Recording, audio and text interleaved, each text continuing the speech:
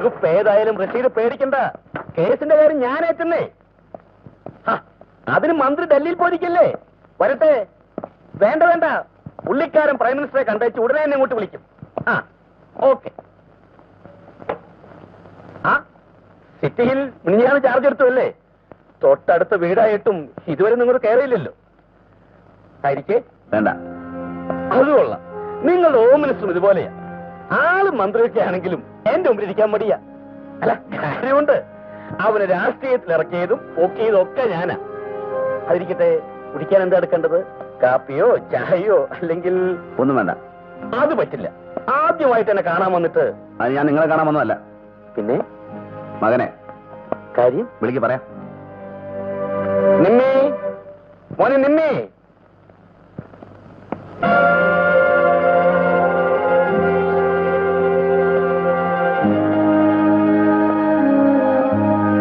നിർമ്മൽ ഹാസൻ എന്നല്ലേ പേര്?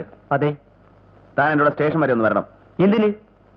പരീക്ഷാ ഹാളിൽ കുഴപ്പമുണ്ടാക്കിയില്ലേ, അതിന്. എന്ത് കുഴപ്പം? അതൊക്കെ വേണ്ടപ്പെട്ടവർ അന്വേഷിച്ചിട്ടുണ്ട്. കോളേജിൽ നിന്നാണ് ഞങ്ങൾ വരുന്നത്. വേണം. തനിക്ക് ഞാൻ ആരാണെന്നറിയോ? അറിയാം.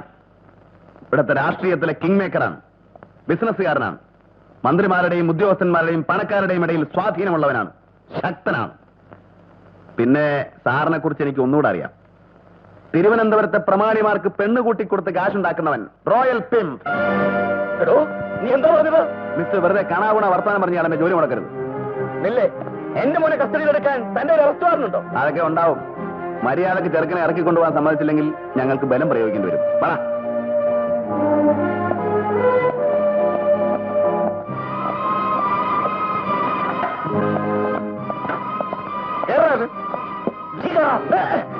ബീച്ച് വഴി വിടാൻ പറ. സാർ, ഒരു സംശയം. എളുപ്പം സ്റ്റേഡിയം വഴിയല്ലേ? താൻ പറഞ്ഞത് എഴുതാ മതി.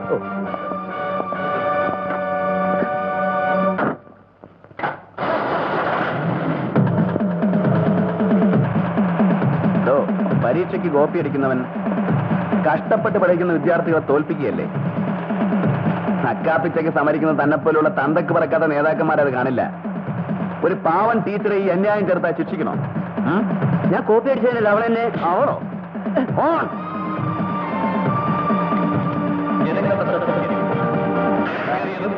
വലിയതുമായ പാതവക്കിൽ ആരും കൂട്ടം കൂടി നിൽക്കുവാനോ മറ്റു വാഹനങ്ങൾ പാർക്ക് ചെയ്യുവാനോ പാടുള്ളതല്ല.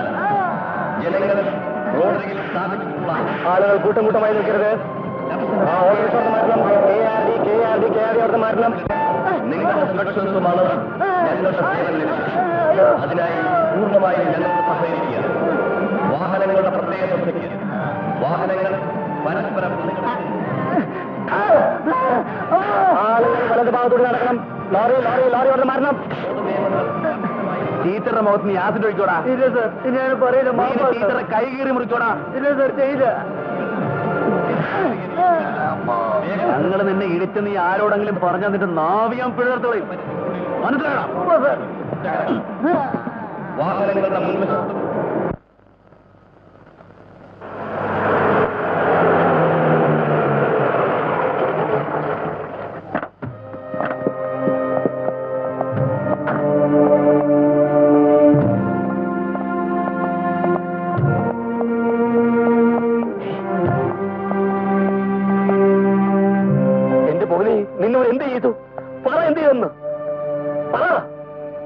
ഒന്നും ചെയ്തില്ല. പിന്നെ ഈ പാടൊക്കെ പറഞ്ഞു കൊടുക്കണ അച്ഛനെ. അത് ഞാൻ വണ്ടിയിൽ നിന്ന് ചാടി ഓടിയപ്പോ വീണതാ. നിങ്ങൾ ഇവനെ എവിടെ കൊണ്ടുവരുന്നു? പറയണം. നിങ്ങളാരാ ചോദിക്കാൻ? ഞാൻ അഡ്വക്കേറ്റ് ജയചന്ദ്രൻ.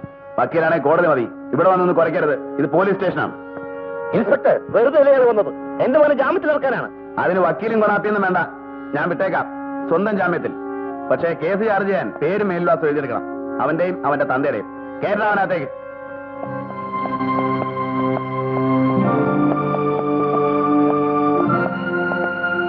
സാറിനോട് കോളുണ്ട്. ഞാനിവിടെ ഇല്ലെന്ന് പറ. തിരുവനന്തപുരത്ത് നിന്ന്. അറിയാം മിസ്റ്റർ. വലിയവന്റെ മക്കളെ പിടിച്ചാൽ തിരുവനന്തപുരത്ത് വിളിക്കൂ. പറഞ്ഞേര് വിട്ടെന്ന്.